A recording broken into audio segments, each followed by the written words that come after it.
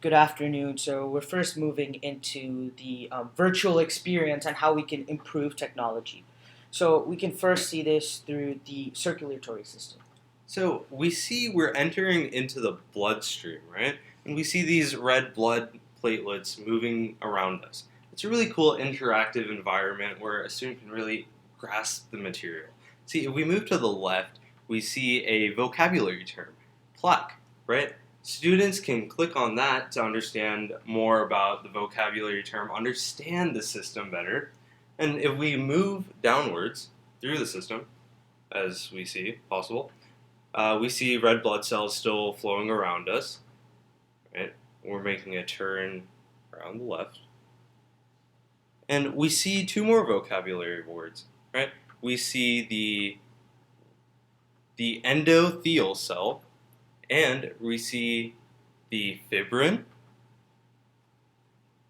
And if we move down, we see the platelets that are clotting, and we see the red blood cells. This really shows students a great understanding of what really goes on in the circulatory system.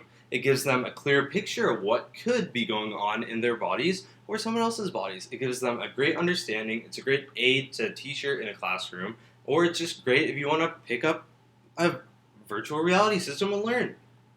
So now we're going to move on to the nervous system. So how does our nerves work with our human brain, our central nervous system? That's seen through this virtual reality experience.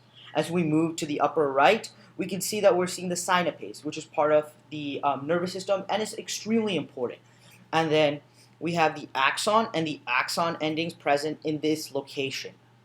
And this is ultimately beneficial for our students because we see that most students are visual learners, and that's helping students rather than hurting students. So we really believe in improving our student education. So that's what Vader is. We are providing a 21st century education by improving the quality of education as we move from books to laptops. The future is in virtual reality.